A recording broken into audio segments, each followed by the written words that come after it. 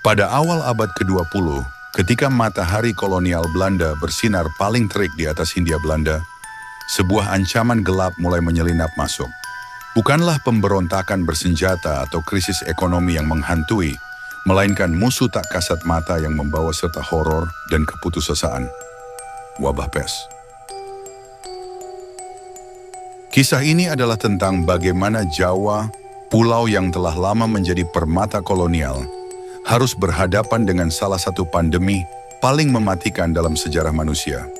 Ini adalah cerita tentang kepanikan, perjuangan ilmiah, dan kerapuhan hidup di tengah cengkeraman kekuasaan asing. Sebelum pes secara resmi terdeteksi di Jawa, desas-desus tentang penyakit mengerikan yang melanda berbagai belahan dunia sudah terdengar.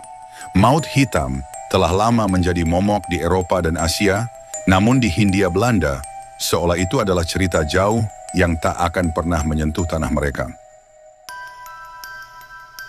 Namun pada tahun 1910, bisikan-bisikan itu mulai berubah menjadi kenyataan pahit. Kasus pertama yang teridentifikasi secara resmi muncul di desa Ngantang, Malang, Jawa Timur. Saat itu gejalanya masih membingungkan banyak orang. Demam tinggi, pembengkakan kelenjar getah bening yang nyeri di selangkangan atau ketiak, bubo, dan dalam kasus yang parah, perdarahan di bawah kulit yang menghitamkan bagian tubuh. Inilah ciri khas penyakit yang kemudian dikenal sebagai pestis bubonica. Pemerintah kolonial Belanda yang awalnya meremehkan ancaman ini, tiba-tiba dihadapkan pada kenyataan yang brutal. Informasi awal tentang kasus-kasus kematian yang mencurigakan di daerah-daerah pedalaman mulai membanjir. Petani-petani miskin yang rumahnya seringkali berdekatan dengan sawah dan menyimpan hasil panen di dalam rumah menjadi korban pertama. Mereka hidup berdampingan dengan tikus-tikus yang tanpa disadari adalah inang utama kutu-kutu pembawa bakteri Yersinia pestis. Respons awal pemerintah kolonial terhadap wabah ini bisa dibilang lambat dan tidak terkoordinasi. Ada resistensi dari sebagian birokrat yang enggan mengakui skala masalahnya, khawatir akan dampak ekonomi dan sosial. Namun ketika jumlah kematian mulai melonjak dan menyebar ke kota-kota, barulah mereka menyadari bahwa ini bukan lagi masalah lokal. Para dokter Belanda yang sebagian besar masih muda dan baru tiba di Hindia, diutus ke garis depan. Mereka berjuang dengan keterbatasan pengetahuan tentang penyakit ini, minimnya fasilitas medis, dan ketidakpercayaan dari masyarakat lokal. Banyak penduduk desa yang takut akan tindakan pemerintah, menganggapnya sebagai campur tangan asing atau bahkan kutukan. Mereka sering menyembunyikan anggota keluarga yang sakit atau bahkan menguburkan jenazah secara diam-diam untuk menghindari gangguan dari para dokter londo. Salah satu tantangan terbesar adalah edukasi masyarakat. Konsep bakteri dan penularan melalui kutu tikus adalah hal yang asing bagi sebagian besar penduduk. Mitos dan kepercayaan tradisional seringkali lebih dominan. Para dokter dan petugas kesehatan harus bekerja ekstra keras untuk menjelaskan pentingnya kebersihan, sanitasi, dan pemberantasan tikus. Pemerintah kolonial akhirnya membentuk Pest-Based Trading atau Dinas Pemberantasan Pes yang diberi wewenang luas untuk mengambil tindakan. Strategi utama mereka berfokus pada pemberantasan tikus dan peningkatan sanitasi rumah.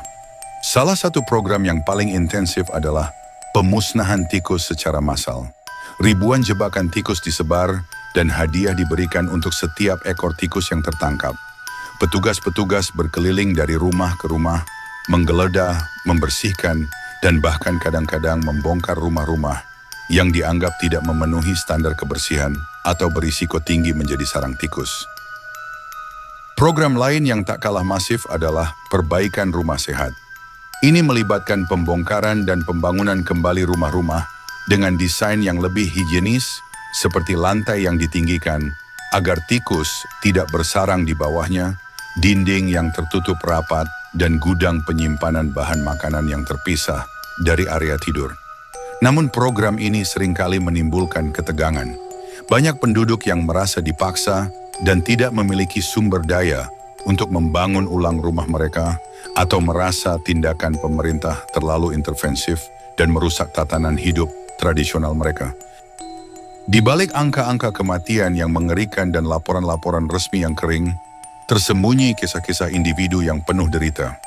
Bayangkan seorang ibu di desa terpencil yang terbangun di suatu pagi dan menemukan anaknya terbaring lemas dengan benjolan membengkak di selangkangan. Dia tahu desas-desus tentang penyakit benjolan yang mematikan, tetapi apa yang bisa dia lakukan? Dokter terdekat berjarak berhari-hari perjalanan, dan dukun desa hanya bisa memberikan ramuan yang tak berdaya.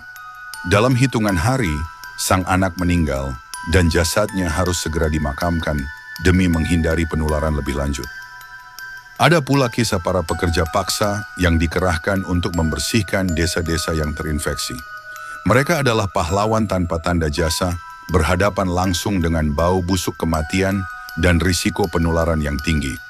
Beberapa dari mereka sendiri akhirnya tumbang karena penyakit yang mereka lawan. Bagi para dokter dan perawat, terutama dari pribumi yang direkrut oleh pemerintah kolonial, tugas ini adalah panggilan kemanusiaan sekaligus perjuangan melawan ketidakpercayaan. Mereka sering dimusuhi, bahkan diancam oleh masyarakat yang salah paham. Namun ada pula momen-momen di mana mereka berhasil membangun kepercayaan ketika seorang pasien yang mereka rawat dengan gigih akhirnya sembuh. Wabah pes di Jawa berlangsung selama lebih dari 2 dekade, dengan puncaknya pada tahun 1914 sampai 1915 dan kemudian gelombang-gelombang sporadis hingga tahun 1930. Secara keseluruhan, puluhan ribu, jika tidak ratusan ribu, nyawa melayang akibat wabah ini. Angka pastinya sulit dipastikan karena sistem pencatatan yang belum sempurna di masa itu, terutama di daerah-daerah terpencil. Lambat laun, dengan upaya sanitasi yang masif, edukasi yang terus-menerus, dan pemahaman yang lebih baik tentang penyakit ini, wabah pes mulai mereda. Penemuan antibiotik di kemudian hari akhirnya memberikan senjata yang lebih efektif untuk mengendalikan penyakit ini. Wabah pes di Jawa adalah salah satu babak kelam dalam sejarah kolonial Belanda di Indonesia. Ini menunjukkan kerapuhan infrastruktur kesehatan dan kesenjangan antara penguasa dan rakyat. Namun di sisi lain, ini juga menjadi momentum penting bagi perkembangan ilmu kesehatan masyarakat di Hindia Belanda. Para dokter dan ilmuwan Belanda bersama dengan tenaga medis pribumi belajar banyak dari pengalaman ini, yang kemudian menjadi dasar bagi pengembangan sistem kesehatan yang lebih modern di Indonesia.